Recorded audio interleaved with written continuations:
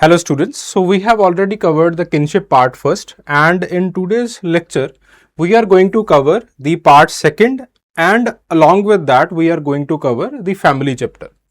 ठीक है, तो चलो पहले हम एक बार फैमिली को एनालाइज कर लेते हैं that what are the previous year questions, खास करके पिछले 10 साल के, that have been asked from this particular chapter. तो यहां से हमें एक जो डोमिनेंट थीम है उसके बारे में पता चल जाएगा and you can proceed from here on. ठीक है, तो जो सबसे पहला क्वेश्चन है वो that was asked in 2024, define urbanisation and discuss its impact on the family in India with examples. अब यहां पे बच्चे दो तरह के हैं, एक जिन्होंने इग्नू बुक्स पढ़ रखी हैं, दूसरे ऐसे बच्चे होते हैं जिन्होंने पॉपुलर मटेरियल किसी टॉपर का या फिर किसी टॉपर की आंसर कॉपी या फिर बहुत ही कोई एम्बिगुअस मटेरियल पढ़ रखा होता है. सो दे विल गो कि भारत के अंदर जो फैमिलीज हैं वो पूरी तरह से टूट चुकी हैं, फैमिलीज का न्यूक्लियाइजेशन हो चुका है, विमेन को पूरी ऑटोनॉमी मिल चुकी है, बच्चों की केयर करने के लिए कोई भी नहीं है, etcetera etcetera etcetera etcetera, and they will go on this extreme instances. On the other hand, there will be second school of thought, जिन्होंने इग्नू बुक्स वगैरह पढ़ रखी हैं, वो कभी A.M. शाह से आगे ही नहीं बढ़ पाते. They will be speaking on the behalf of A.M. Shah, on his continuity theory, on his circular theory, कि इंडिया के अंदर अभी भी जॉइंट फैमिली सिस्टम है और भारत के अंदर वही सारी चीजें कंटिन्यूटी में हैं. तो दोनों चीजें कहीं ना कहीं एक्सट्रीम हो जाती हैं. हमें जब विमेन की पोजीशन की बात आती है, so we have to give that particular perspective कि हाँ भाई न्यूक्लियाइजेशन हुआ है, विमेन बाहर जा रही हैं काम करने के लिए. अगर लेकिन इसी चीज को हम क्लास थीसिस के पर्सपेक्टिव से देखें तो जो हाई क्लास फैमिलीज हैं उनकी विमेन बहुत बार हायर स्टडीज करने के बाद भी जॉब्स नहीं करना पसंद करती या नहीं उनको करने दिया जाता.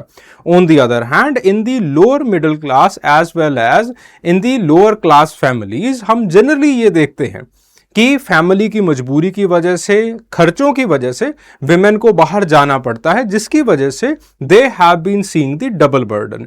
घर की जिम्मेवारी भी उनके ऊपर होती है, ऑन द अदर हैंड जो बाहर की जिम्मेवारियां हैं वो भी उनके ऊपर पड़ जाती हैं.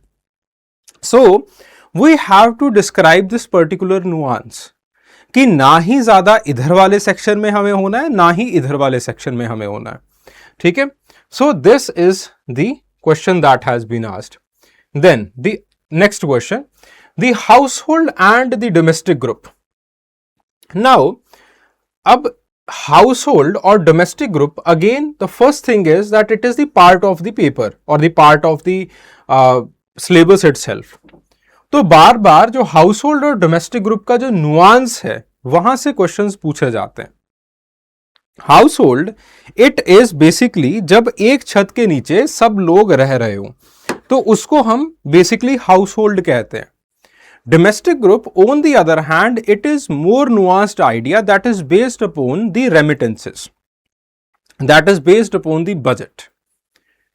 तो जो ज्वाइंट फैमिली है बहुत बार आपको हाउस होल्ड की तरह दिखाई देती है. क्यों?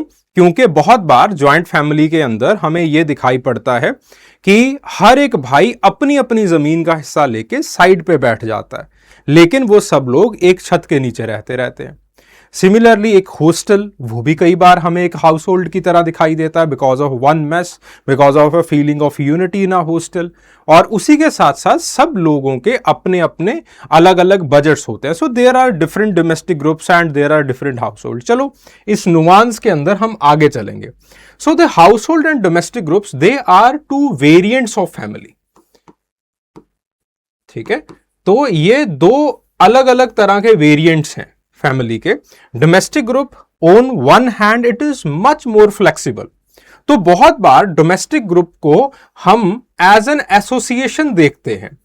On the other hand the house hold it is more like a social group. ये ग्रुप की तरह बिहेव करना शुरू कर देता है. On the other hand the family it is more like the institution, जहां पे जो रूल्स एंड रेगुलेशंस हैं उनके ऊपर काफी ज्यादा वजन दिया जाता है. ओके, तो इस इंस्टीट्यूशन के एक एसोसिएशनल वेरिएंट, उसको हम बहुत बार एक डोमेस्टिक ग्रुप की तरह रिप्रेजेंट करते हैं। एक ग्रुप वेरिएंट, उसको बहुत बार हम हाउस होल्ड की तरह रिप्रेजेंट करते हैं। Then the next question, critically evaluate the Henry Louis Morgan's classification of family. Now, obviously, this classification of family, it is based upon his evolutionary theme. उन्होंने evolution को समझाने के लिए फैमिली को जैसे जैसे इंसानी सोसाइटी इवॉल्व करी है, उस हिसाब से उन्होंने एवोल्यूशन को बताने के लिए अपने एस्पेक्ट्स के बारे में बात की थी कि सबसे पहले कंसैंग्यूइन फैमिली होती है, पुनालुअन फैमिली होती है, फिर संडासमियन एक्सेट्रा एक्सेट्रा। तो इस तरीके से वो बात करते हैं। ठीक है, now what are the different variants of these families, और किस तरीके से ये फैमिलीज बनती हैं, उसके बारे में आपको यहां पे बात करनी है। और हेनरी लुई मॉर्गन का सबसे जो इसके अंदर खासियत है वो ये है कि वो फैमिली की क्लासिफिकेशन को डिस्क्राइब करते करते फैमिली के अंदर जो किनशिप टर्मिनोलॉजीज हैं उसको भी डिफाइन करना शुरू कर देते हैं। वो हम अगले चैप्टर के अंदर देखते हैं। Then explain the impact of the feminist movement on the universality of marriage and the family structure.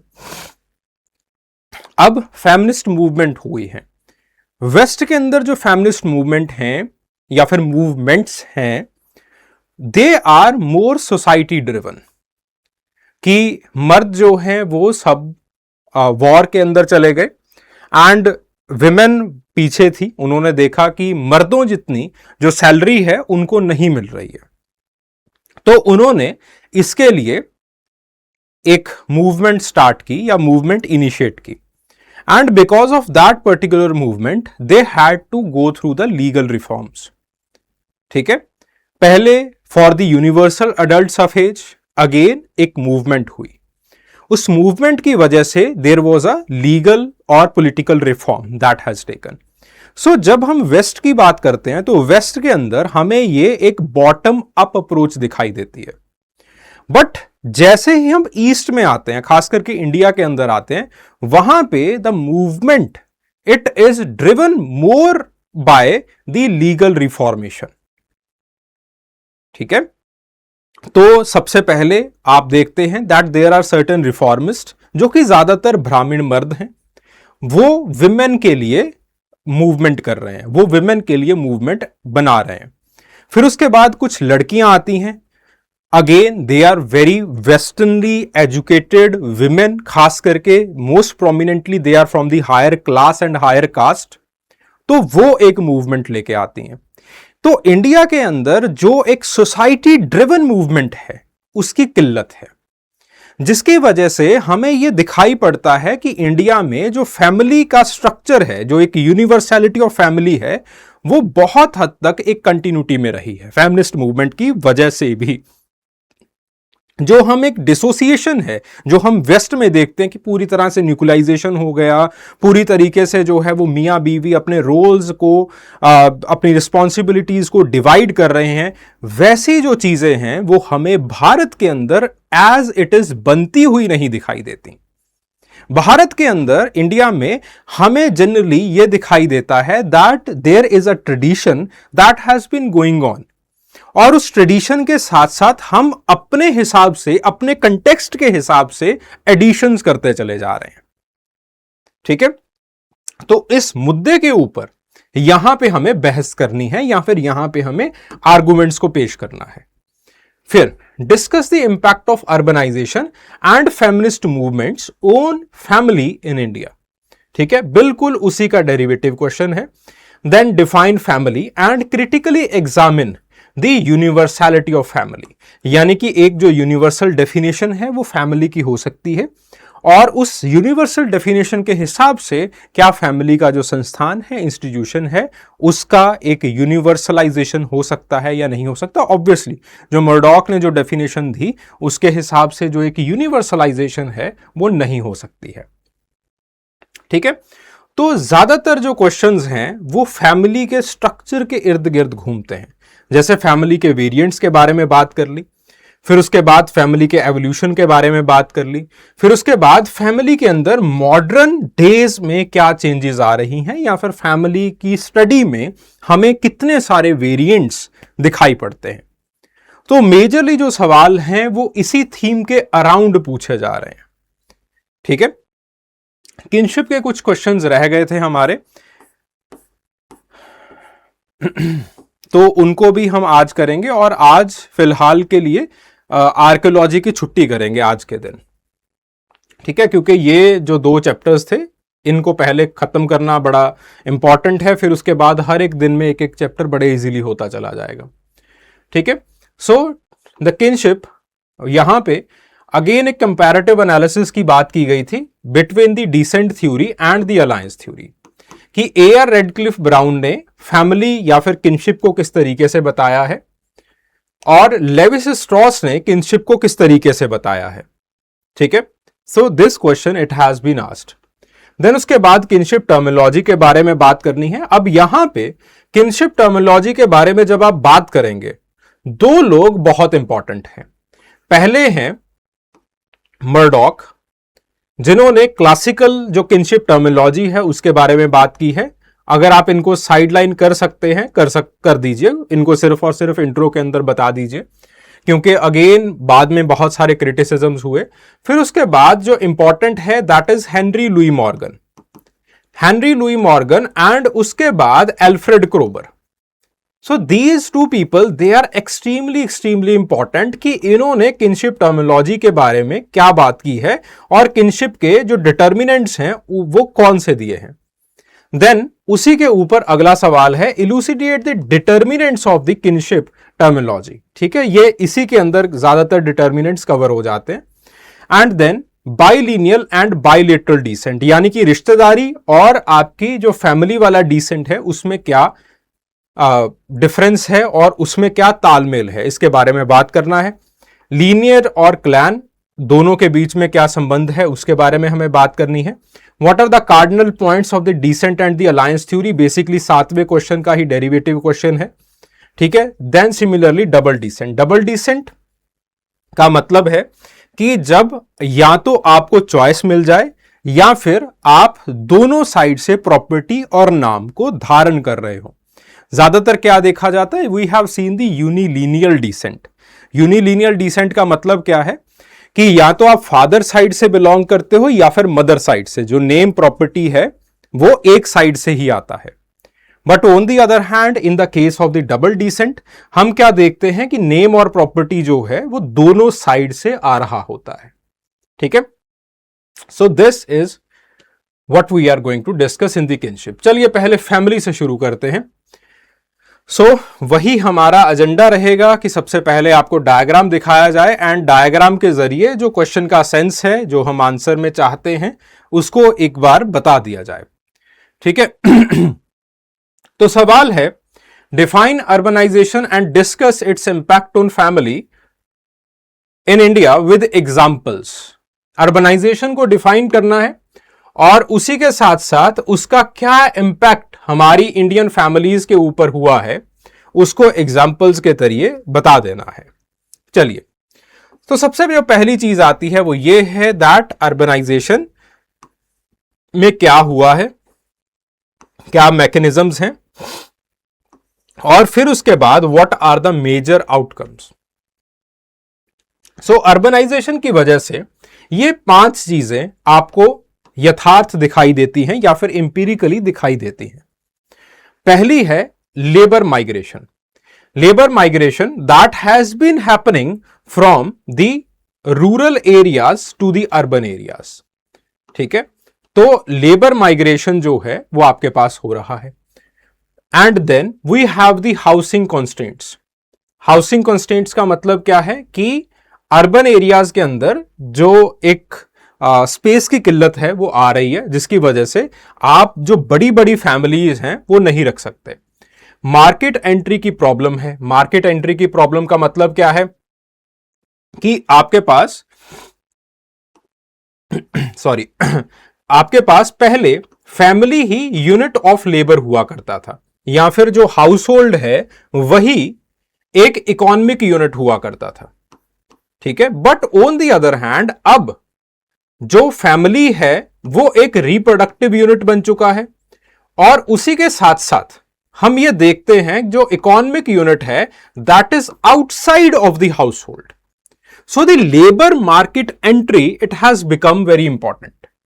Then इस लेबर मार्केट एंट्री के लिए you need to have good education, एंड उसी के साथ साथ एस्पिरेशंस भी लोगों की इंक्रीज हो गई हैं।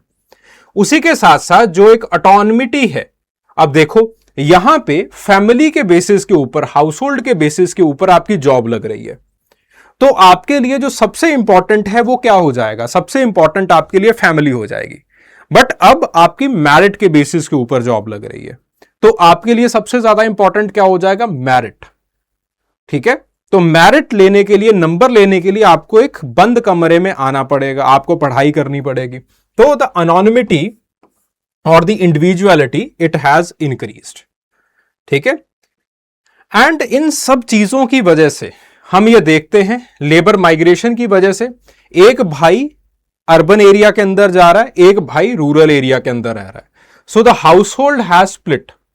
ठीक है, इसकी वजह से एएम शाह बताते हैं that because of this split house hold, ऐसा नहीं है कि ज्वाइंटनेस टूट गया है, लेकिन जो ज्वाइंट फैमिली का जो स्ट्रक्चर है, जो एक हाउस होल्ड स्ट्रक्चर की हम बात किया करते थे, वो टूटा है। जो एक हाउस होल्ड है वो डोमेस्टिक ग्रुप्स के अंदर तब्दील होता चला जा रहा है। यानी कि कहने का मतलब यह है कि आपके पास गांव में बाहर गया जो भाई है, जो अर्बन एरियाज के अंदर गया है, वो कुछ फेस्टिवल्स के अंदर या फिर कुछ और त्योहारों में जब बेटी की शादी करनी हो तो अगेन दादाजी से पूछ के करेगा, और बार बार अपने घर में, गांव वाले घर में आता रहेगा, उसका मोह भंग नहीं होने वाला है। तो ये गुजरात के अंदर एएम शाह बड़ा अच्छा एक डिस्कशन करते हैं that in India we do not see the proper nuclear families, जैसे हम इंडस्ट्रियलाइज्ड इंग्लैंड के अंदर देखते हैं। But on the other hand there are split households. ठीक है, so and there is a circular mechanism in India. Then उसके बाद because of the housing constraints we see that there is the new local residence.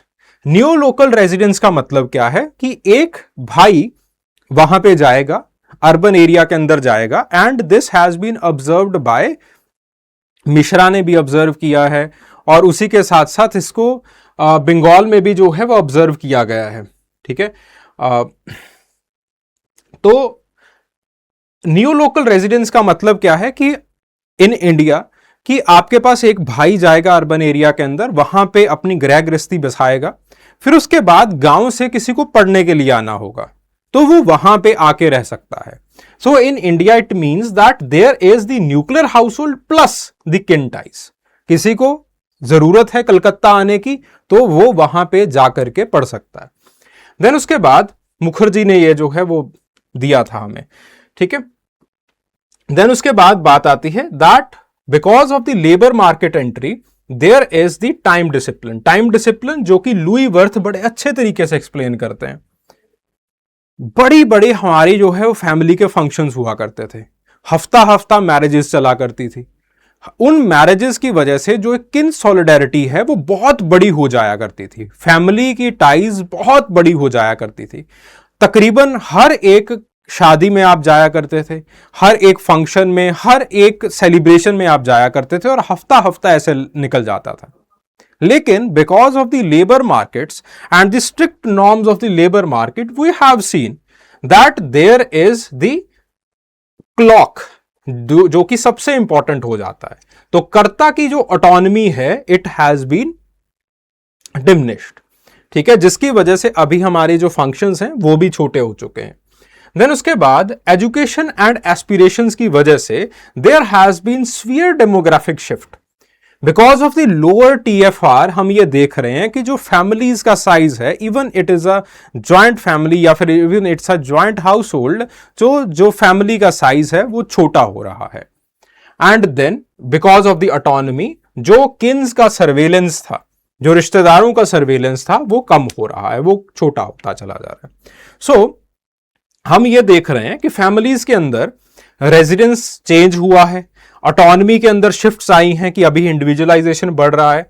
और उसी के साथ साथ जो सबसे इंपॉर्टेंट चीज है वो ये है that we are recognising the labour contributions of the women gender.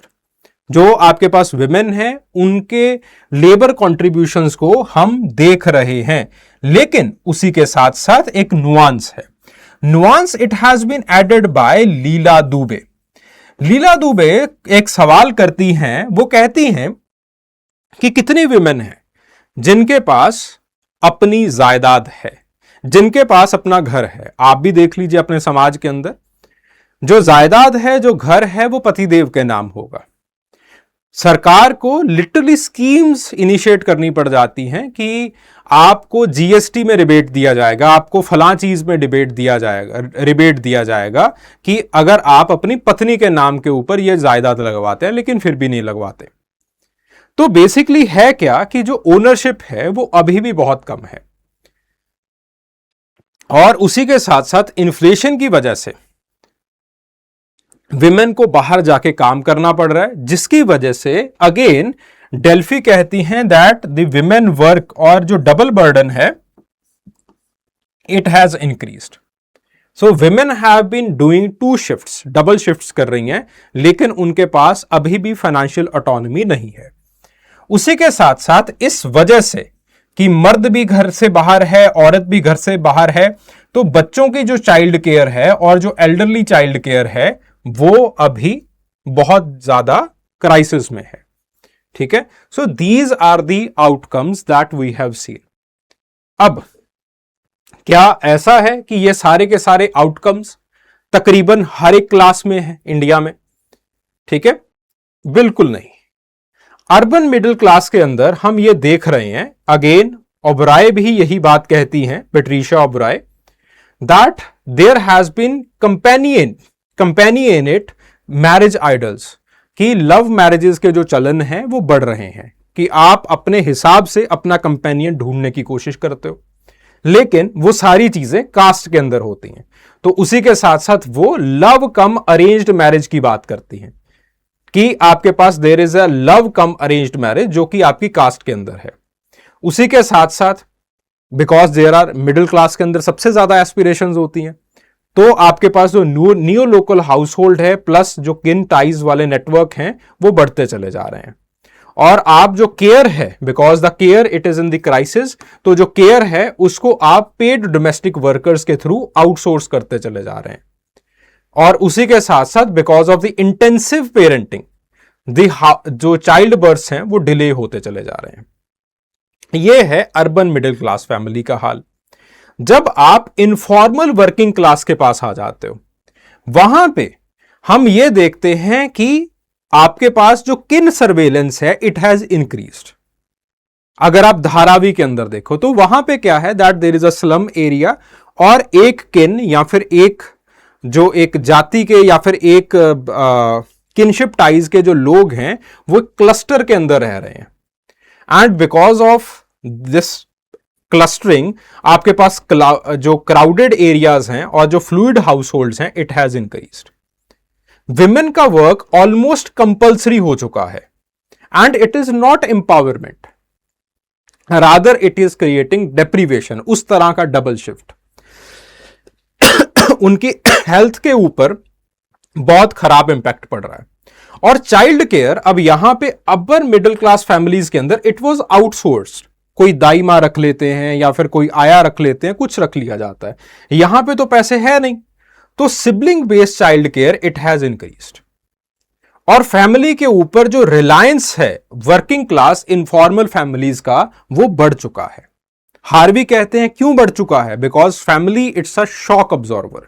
कुछ भी हो जाता है, कोई एक्सीडेंट हो जाता है, कोई इंसिडेंट्स हो जाता है, पुलिस से कोई भिड़ंत हो जाती है, कुछ भी हो जाता है उस एरिया के अंदर, तो फैमिली एक शॉक अब्जॉर्बर की तरह काम करती है और नए एसोसिएशंस बनते हैं इस केस के अंदर। Then for the circular migrants का मतलब क्या है कि जो labour UP, Bihar, Mumbai, NCR या फिर आपके पास जो है वो बहुत पंजाब वगैरह के अंदर आते हैं और सीजनल माइग्रेशंस हैं, तो वहां पे again the split house holds across the rural urban areas it is seen. Domestic groups they have increased, remittance driven domestic groups, कि कुछ यहां पे रह रहे हैं लोग, जैसे फॉर एग्जांपल वहां पे एक गांव के 2-3 मर्द जो है वो उठ के यहां पे आ गए, दिल्ली एनसीआर में आ गए, यहां पे आके उन्होंने एक किराए के रूम पे रहना स्टार्ट कर दिया और it has become a domestic group. ठीक है, कि अपना कमाते हैं, खाते हैं यहां पे, और फिर उसके बाद जो भी है वो घर वापस भेज देते हैं। So this is known as the domestic group, remittance in driven domestic group. जो फेमिनाइजेशन है रिस्पॉन्सिबिलिटी की, इट हैज इंक्रीज्ड। जो सीजनल विजिट्स हैं वो बढ़ चुके हैं, जो ज्वाइंटनेस है वो जो है वो अगेन वो काफी ज्यादा है, लोगों के अंदर ये आकांक्षा रहती है कि हम कब घर वापस जाएंगे। ठीक है, तो आपके पास जो ड्राइवर्स हैं they are almost the same, mechanism same आते हैं, बहुत सारे आपके पास आउटपुट्स आते हैं, लेकिन because of the class differential हम ये देखते हैं दैट अलग अलग तरह के फाइनल आउटकम्स देखने को मिल रहे हैं। अलग अलग क्लासेस के अंदर अलग अलग तरह के जो फैमिली फिनोमिना है वो आपको देखने को मिल रहे हैं। ठीक है, so this is the impact of urbanisation on the family. ठीक है, तो जो एंकर्स या फिर जो स्कॉलर्स को हमने यूज किया था, विर्थ को यूज किया, शाह को यूज किया है, कार्वे को यूज किया है इस चीज को बनाने के लिए। ठीक है, so this is the analytical diagram that we have made. Okay, तो इसको जस्ट एक बार देख लीजिएगा, वही सारी चीजें हमने यहां पे नीचे लिख रखी हैं। ठीक है, एंड कंसेप्चुअल फाउंडेशंस में शाह ने कैसे बात की है, लुई विर्थ ने किस तरीके से बात की, जॉर्ज सिमल किस तरीके से बात करते हैं, पार्सन का क्या मानना था, कार्वे क्या कहती हैं, वो सारी चीजें आपको यहां पे मिल जाएंगी। ठीक है, then the household and domestic group. तो फैमिली के हम दो वेरिएंट्स को देखते हैं। जब फैमिली को डिफाइन किया गया, जब यूनिवर्सल डेफिनेशन ऑफ फैमिली दी मर्डॉक ने, या फिर जो मर्डॉक के साथ वाले लोग थे, कुछ फंक्शनलिस्ट थे, तो इस डेफिनेशन को देने के लिए या फिर इस डेफिनेशन को देते हुए वो कुछ ऐसी बातें करते हैं कि एक औरत और मर्द के बीच में शादी होती है, रिप्रोडक्शन होती है, बच्चे पैदा होते हैं और सब लोग एक जगह के ऊपर रहते हैं। मर्द कमाई करके घर पे लेके आता है, औरत का पूरा हक होता है मर्द की कमाई के ऊपर, मर्द का पूरा हक होता है कब जो औरत की डोमेस्टिक लेबर है उसके ऊपर। तो बहुत ही ज्यादा एक पैट्रियार्कल और बहुत ही ज्यादा एक टिपिकल सी डेफिनेशन आपके सामने बना के रख दी जाती है, और ऑलमोस्ट जितने फंक्शनलिस्ट हैं वो तकरीबन इस डेफिनेशन के साथ कहीं ना कहीं हमें सहमत नजर आते हैं। ठीक है, तो ये बात हम देखते हैं जनरली इन द डेफिनेशन और in the creation of family. अब इसके अंदर सबसे जो इंपॉर्टेंट बात है वो ये है कि जो इकोनॉमिक ऑर्गेनाइजेशन है उसको और उसी के साथ साथ एक छत को ऑलमोस्ट इक्वल रखा गया है, कि अगर आप एक फैमिली बना रहे हैं तो पैसा जितना भी है वो घर के अंदर आएगा, और उसी के साथ साथ जो औरत और मर्द है वो एक ही छत के नीचे रहेगा। लेकिन अब हुआ क्या, मेरी भी एक फैमिली है, लेकिन मुझे पिछले साल गुरुग्राम से कॉल आ गया कि आपको जो है वो कुछ महीने यहां पे रहना पड़ेगा। ठीक है, I got a job opportunity मुझे अच्छी लगी और मैं वहां पे चला गया। तो क्या मेरी फैमिली टूट गई? क्योंकि इस डेफिनेशन के अंदर तो मेरी फैमिली नहीं आ रही है। ठीक है, बहुत बार हम पंजाब के अंदर देखते हैं कि कनाडा से वीजा आ जाता है, तो पतिदेव जो है वो अपना सामान 1 मिनट में बांधते हैं और भाग लेते हैं। ठीक है, कि कोई बात नहीं, 2 साल में मैं अपनी बीवी को भी बुला लूंगा। तो क्या हम ये कह सकते हैं that the family has broken? No, the family has turned itself into a very flexible domestic group. उसी के साथ साथ हम ये देखते हैं पंजाब के अंदर ही ज्वाइंट फैमिलीज में कि क्योंकि एक किचन चलाना साथ जितने भी 4-5 भाई हैं उनके लिए काफी ज्यादा किफायती होती है। They are not very much happy with the economic organisation. वो चाहते हैं कि जो जमीन है वो स्प्लिट हो जाए 4 भाइयों के अंदर, लेकिन जो खाना है वो एक ही चूल्हे से बनता रहे। हम लोग एक ही छत के नीचे रहते रहे, क्योंकि एक छत के नीचे रहना, एक चूल्हा जलाना काफी किफायती होता है। लेकिन हम अपने अपने खेतों के अंदर काम करें और जितना कमाएं वो हमारे बीवी बच्चों के बीच में ही बटे। अब यहां पे आप देखेंगे क्या फैमिली टूट गई? नहीं, फैमिली तो वैसे की वैसे है, स्ट्रक्चर वैसे का वैसा है, लेकिन उसकी फंक्शनिंग के अंदर कुछ चेंजेस आए हैं। It is the household. ठीक है, तो बहुत बार फैमिली इस तरीके से टू एंड फ्रो घूमना शुरू कर देती है। वो अपनी जो एक रिचुअलिस्टिक या फिर एक जो टिपिकल डेफिनेशन है उसको एडहर नहीं करती है। ठीक है, तो इस चीज को हम कहते हैं कि फैमिली ने अलग अलग वेरिएंट्स बना दिए, कभी उसने हाउस होल्ड बना दिया, कभी डोमेस्टिक ग्रुप बना दिया। तो urban nuclear family, it is the household plus domestic group. क्यों? क्योंकि एक ही जगह के ऊपर दोनों लोग रह रहे हैं, मियां और बीवी वो जो है वो एक ही जगह के ऊपर जो है वो रह रहे हैं। ठीक है, अरे क्या बना दिया। ठीक है, तो आपके पास हस्बैंड और वाइफ दोनों एक ही जगह के ऊपर रह रहे हैं, एक ही हाउस होल्ड के अंदर रह रहे हैं, दोनों का एक ही बजट है, कुकिंग आपस में ही की जाती है और जो भी डिसीजन मेकिंग है वो जॉइंटली ले ली जाती है। ठीक है, so it's a very simplest case, जब एक family it is equal to the household and the household it is equal to the domestic group। फिर उसके बाद कुछ चेंज आता है। चेंज क्या है कि बहुत बार आपके पास there is a split family. Split family जैसे फॉर एग्जांपल मेरी बीवी विलेज के अंदर रह रही है बच्चों के साथ, लेकिन मुझे सिटी के अंदर आना पड़ा। ठीक है, तो मैं यहां पे अपने हॉस्टल में रह रहा हूं, यहां पे कमाई कर रहा हूं और अपनी कमाई का जो बड़ा हिस्सा है एज अ रेमिटेंस मैं घर पे वापस भेज रहा हूं। तो अब यहां पे जो एक छत है वो 1 से 2 में स्प्लिट कर चुकी है, लेकिन हमारा जो बजट है वो अभी भी 1 है। So this is known as the domestic group, but the households that is broken. So this is one domestic group and the multiple household. ठीक है, इसी चीज को शाह बताते भी हैं अपने काम के अंदर। देन उसके बाद कई बार आपके पास एक हाउस होल्ड हो सकता है और मल्टीपल डोमेस्टिक ग्रुप्स हो सकते हैं, जैसे फॉर एग्जांपल एक पीजी या फिर एक हॉस्टल। ठीक है, सो एक हॉस्टल है, वहां पे 2 कमरे हैं या फिर आपके पास जो है वो लेट्स से 2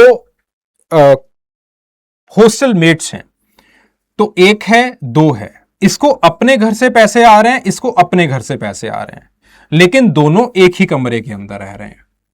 ठीक है, so brothers here they are sharing the household but they cook separately और अपने अपने फाइनेंसेस को मैनेज कर रहे हैं। ठीक है, या फिर आपके पास जो भी ब्रदर्स ना कह लीजिए, या फिर आप सिंपली इसको आप कह दीजिए that they are the flatmates या कुछ भी इस तरह से। ठीक है, सो ये जो है वो आपके पास this is the one household and the multiple domestic group. या फिर यहां पे आप इंडियन जॉइंट फैमिली का जो अलग अलग हमारा बंटवारा हो जाता है, सेपरेशन हो जाते हैं, तो उसको आप यहां पे लिख सकते हैं। तो फोर्टिस ने बहुत पहले 1958 के अंदर डोमेस्टिक ग्रुप कैसे अलग अलग डेवलपमेंटल साइकिल्स के अंदर जाता है तो उसके बारे में उन्होंने बात की थी कि सबसे पहले साइकिल में देयर इज एन एक्सपेंशन, कि बच्चा पैदा होता है और बच्चा पैदा होता है, फिर उसके बाद बच्चे की शादी होती है, शादी के बाद बच्चा जो है वो अपनी घरवाली को लेकर के अलग से कुछ रहना शुरू कर देता है, अपने फाइनेंसेस, देन उसके बाद दोबारा फिर से बिल्ड करना स्टार्ट कर देता है, फिर उसके बाद उसके पेरेंट्स की डेथ हो जाती है और उसके अपने बच्चे हो जाते हैं।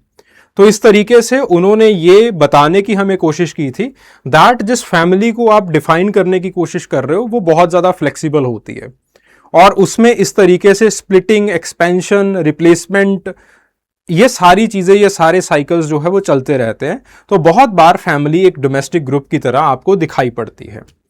ठीक है, फिर उसके बाद शाह आते हैं। शाह कहते हैं कि Indian jointness it persists beyond the coresidence. कैसे? थ्रू फाइनेंस, रिचुअल, प्रॉपर्टी वगैरह वगैरह। तो उन्होंने ये कुछ मॉडल जो है वो हमें दिया था। ठीक है, डेल्फी अगेन डोमेस्टिक ग्रुप को अगेन बताते हैं that it is more on the basis of the cooperation. ठीक है, सो ये है। तो जेंडर डिमेंशन अगर आपको यहां पे करना है तो कर लीजिए, नहीं तो रहने दीजिए, कोई दिक्कत नहीं है। This diagram it is important. ठीक है, और ये बहुत अच्छे तरीके से ये बताती है कि कैसे फैमिली एक अलग कंसेप्ट कई बार बन जाता है, हाउस होल्ड अलग रह जाता है, डोमेस्टिक ग्रुप अलग रह जाता है। ठीक है, चलिए अगले पे मूव करते हैं।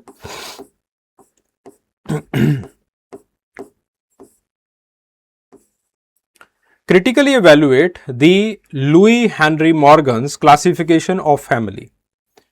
ठीक है, तो सबसे पहले हम इसकी क्लासिफिकेशन ऑफ फैमिली देखते हैं। तो classification of family ancient society, जो कि उन्होंने 1877 के अंदर लिखी थी, उसके अंदर वो कुछ इस तरीके से एवोल्यूशन ऑफ फैमिली के बारे में बात करते हैं कि स्टेज फर्स्ट के अंदर there is a consanguine family. Consanguine family का मतलब क्या है कि आपके पास ग्रुप मैरिजेस हो रही हैं और कोई भी किसी के साथ भी जाकर के अपनी शादी मना सकता है। कंसैंग्यूइन फैमिली, जो ब्रदर सिस्टर की मैरिज है वो भी हो रही है। And because of the consanguine family पिता का पता कर पाना बड़ा डिफिकल्ट है, क्योंकि मां जो है वो बहुत सारे लड़कों के साथ या फिर बहुत सारे जो प्रेमी हैं उनके साथ जो है वो सो रही है, उसके साथ संबंध बना रही है। तो इसकी वजह से इन दी कंसैंग्यूइन फैमिली जो प्रोजनी पैदा होगी उसके लिए यह डिफाइन कर पाना कि मेरे फादर कौन है, ये डिफाइन कर पाना बड़ा डिफिकल्ट है। उसको अपने कंसैंग्यूइन्स के बारे में, यानी कि अपने बहन भाई के बारे में और अपनी मां के बारे में पता होगा। So it is just like the visiting husband, वैसा ही कुछ स्ट्रक्चर बन जाता है। एंड वहां पे जो मैट्रीफोकल फैमिलीज हैं वो बनना शुरू हो जाती हैं because of the consanguine family. Consanguine family ये अगेन एम्पिरिसिज्म के थ्रू हम कहीं पे ऑब्जर्व नहीं कर पाए हैं। कुछ ब्राजीलियन टाइप्स के अंदर इन्होंने कहा कि है होती है, लेकिन वहां पे अगेन मोइटी स्ट्रक्चर था, करेरा वगैरह जो भी है, तो वहां पे भी हमने ये देखा है कि इट इज नॉट देयर। तो एग्जैक्टली आपके पास कहीं पे हमें कंसैंग्यूइन फैमिली तो मिली नहीं। फिर इनका मानना था कि उसके बाद पुनालुअन फैमिली बनी। Punaluan family it has occurred because of the incest taboo. आपने ये डिफाइन करना स्टार्ट कर दिया कि इनसे, जो आपके कंसैंग्यूइन्स हैं, उनसे आप शादी नहीं कर सकते और आपको अफाइनल्स ढूंढने के लिए कहीं बाहर जाना होगा, किसी और ग्रुप्स की लड़कियों के साथ या लड़कों के साथ शादी करनी होगी। और एक हल्की सी रिचुअलिस्टिक मीटिंग इसकी वजह से, क्योंकि आपको किसी और ग्रुप की लड़की को लेके आना है अपने ग्रुप के अंदर, तो एक रिचुअलिज्म जो है वो यहां पे स्थापित किया जाता है। और हस्बैंड एंड वाइफ का जो कंसेप्ट है बहुत वेगली यहां पे डिफाइन करने की कोशिश की जाती है and it creates the punaluan family. Punaluan family के क्रिएशन के बाद अभी भी जो एक हाउस होल्ड का कंसेप्ट है वो पूरी तरह से स्थापित नहीं हो पाया है। पुनालुअन फैमिली के बाद there is the syndyasmian family.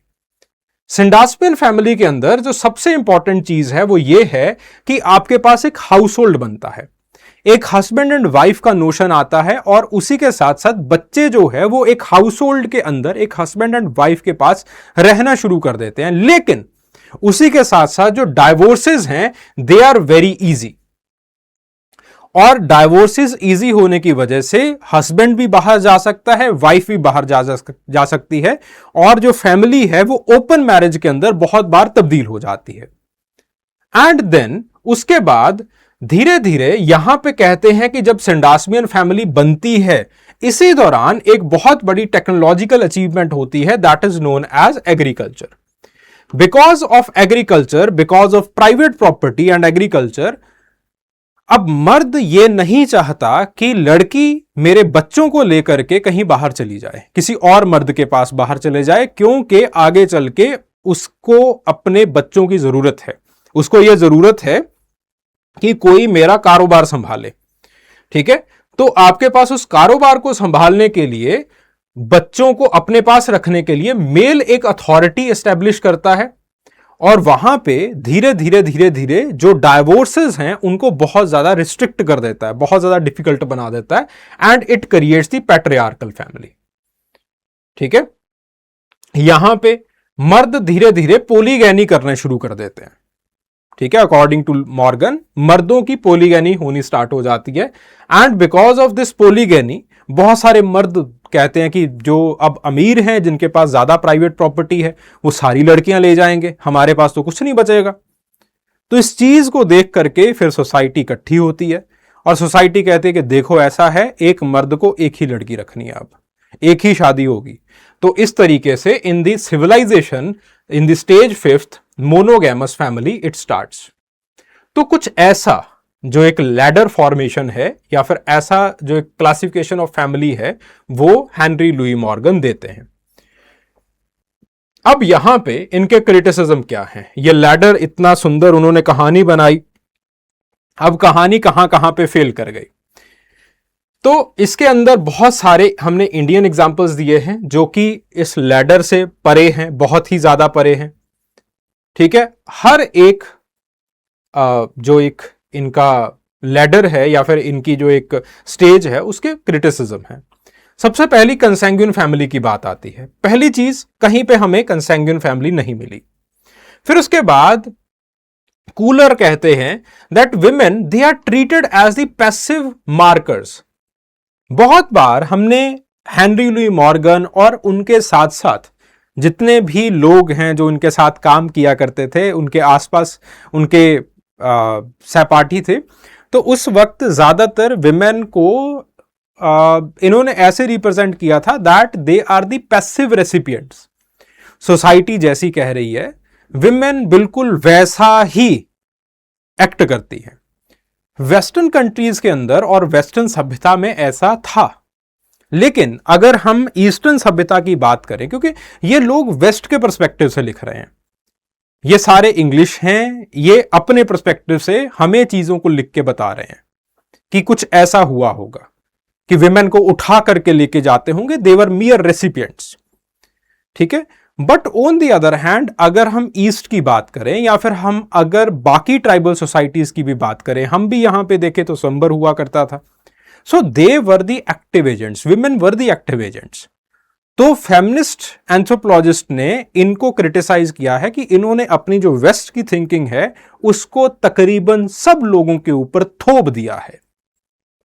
ठीक है, so there is a gendered blindness. So women they are treated as the passive markers. इनको एजेंट्स की तरह ट्रीट नहीं किया गया, जेंडर पावर को कंप्लीटली इग्नोर कर दिया गया है। देन उसके बाद बात आती है जब हम पुनालुअन फैमिली की बात करते हैं, तो श्नाइडर कहते हैं ये जो आपने क्लासिफिकेशंस बनाई हैं कि आपके पास पहले ये फैमिली आई, ये फैमिली आई, ये फैमिली आई, फिर ऐसा हुआ वैसा हुआ, तो आपने इस चीज को ऑलमोस्ट यूनिवर्सलाइज कर दिया है कि आपके पास ये सारी फैमिलीज थी और इस पर्टिकुलर कल्चर के अंदर जब आपके पास एग्रीकल्चर आई है जिन सभ्यताओं के अंदर, तो उनके अंदर पैट्रियार्कल और सिंडास्मियन तरह की फैमिलीज होंगी। जिनके अंदर सिविलाइजेशन है तो उनके अंदर मोनोगैमी होगी। जो हंटिंग गैदरिंग कर रहे हैं उनके अंदर पोलानुअल या फिर कंसैंग्यूइन फैमिली होगी। तो डेविड श्नाइडर कहते हैं कि भैया पहली बात तो ऐसी है कि फैमिली मामला जो है वो बहुत ही ज्यादा कल्चरल होता है, फैमिली की कोई एक डेफिनेशन नहीं बनाई जा सकती। और उसके बाद जब आप इस तरीके से स्टेजेस को डिवाइड कर रहे हो तो ये इंपीरिकली आपके पास हमारे अलग अलग कल्चर्स के अंदर ये नहीं ऐसा दिखाई देता। बहुत बार हंटिंग गैदरिंग सोसाइटी के अंदर पैट्रियार्कल और मोनोगैमस फैमिलीज भी दिखाई देती हैं। ठीक है, तो ये जो आपके पास यूरो अमेरिकन अजम्पशंस हैं, they are not the universal templates. Then Radcliffe Brown और मेयर फोर्टिस ये कहते हैं कि मॉर्गन ने मैरिज रूल्स को, डिसेंट को, रेजिडेंस को, टर्मिनोलॉजी को एक ही नरेटिव के अंदर लिखा है। रादर देन दैट हर एक डायमेंशन को इंडिपेंडेंटली पढ़ना चाहिए और हर एक डायमेंशन किस तरीके से काम कर रही है उस चीज को बताना चाहिए। उन्होंने कंसैंग्यूइन फैमिली को जब लिखा तो कंसैंग्यूइन फैमिली के पर्सपेक्टिव से ही हर एक चीज को लिखा है। हर एक चीज को उन्होंने एक ही यूनिवर्सल थीम के अंदर सिकुड़ने की या फिर एक ही यूनिवर्सल थीम के अंदर रखने की जो है वो कोशिश की है। ठीक है, so this is known as the conflation. ठीक है, तो इन्होंने कॉन्फ्लेशन कर दिया है, यानी कि बहुत सारी चीजों को एक खाने में कंडेंसेट करने की कोशिश की है।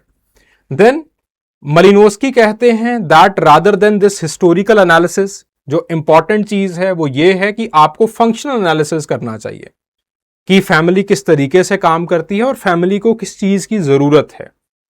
ठीक है, देन आपके पास जो बोआ हैं, लुए हैं, ठीक है, तो उन्होंने इस चीज को रिजेक्ट किया कि आपके पास ये जो एक यूनिवर्सल थीम है या फिर ये जो यूनिलिनियल प्रोग्रेशन है, इट इज नॉट एक्सेप्टेबल, क्योंकि इट इज एंटायरली एथनोसेंट्रिक, कि आपने मोनोगैमस फैमिली को बिल्कुल क्रिश्चियनाइज कर दिया और वेस्टर्नाइज कर दिया और कह दिया कि भैया यही सबसे सर्वोत्तम है, बाकी सब नीचे हैं, और आपने एक तरह का ये एवोल्यूशन बना दिया या फिर एवोल्यूशनरी सीक्वेंस बना दिया और इसको पूरी सभ्यताओं के ऊपर, पूरी कल्चर्स के ऊपर लगाने की कोशिश की है। तो बोआ कहते हैं कि कोई भी यूनिवर्सल लैडर नहीं हो सकता है। ठीक है, इंडिया के बहुत सारे काउंटर एग्जांपल्स हैं, जैसे जॉइंट फैमिली, वो यहां पे एग्जैक्टली किसी भी सीक्वेंस के अंदर फिट नहीं होती। कई बच्चे उसको पैट्रियार्कल फैमिली के अंदर फिट करने की कोशिश करते हैं, लेकिन जो पैट्रियार्कल फैमिली की जो डेफिनेशन थी मॉर्गन की, it was way different from the joint family. ठीक है, जॉइंट फैमिली के अंदर देर आर लाइफ स्टेजेस, आपके पास there is more like, it is more like a household. ठीक है, तो उसको मॉर्गन जो है वो बता नहीं पाते। देन उसके बाद खासी गारो की जो मैट्रिलिनियलिटी है, जहां पे मर्द ज्यादा बाहर वाली अथॉरिटी, बाहर वाले ज्यादा काम मर्द करता है और घर वाले जो एक अथॉरिटी है और प्रॉपर्टी की ओनरशिप है वो औरत के पास होती है। तो घर हल जोतने वाला मर्द है लेकिन प्रॉपर्टी का नाम औरत के ऊपर है। तो वैसी जो आपके पास फैमिली है, इसके बारे में मॉर्गन साहब बिल्कुल चुप हैं। देन उसके बाद टोडास की फिटर्नल पोलिएंड्री। ठीक है, अब यहां पे टोडास अकॉर्डिंग टू मॉर्गन कुछ यहां पे एग्जिस्ट करते हैं, लेकिन उनके अंदर अपने ही तरह की फ्रेटर्नल पोलिएंड्री है। That is basically a very radical adaptation to their context और their environment. Similarly urban hybrids, ठीक है, न्यूक्लियर हाउस होल्ड्स हैं, लेकिन आपके पास किन्स जो है वो आगे रहना शुरू कर देते हैं। ठीक है, तो ऐसे कुछ अभी देर आर सेपरेटेड फैमिलीज, बहुत कुछ चल रहा है, LGBTQ फैमिलीज हैं। तो अगेन वो सारी की सारी चीजें यहां पे फिट कहीं पे नहीं हो रही। So these are the basic critiques, okay, of Henry Louis Morgan and his classification. ठीक है, जो इनका सबसे बड़ा काम था वो ये था कि जो मार्क्स जब इस अपने थीसिस लिख रहे थे, या फिर आप कह लीजिए कि मेजर अपने वर्क्स लिख रहे थे, तो फ्रेडरिक एंजल्स ने बेसिकली इनकी क्लासिफिकेशन ऑफ फैमिली को अडॉप्ट किया था।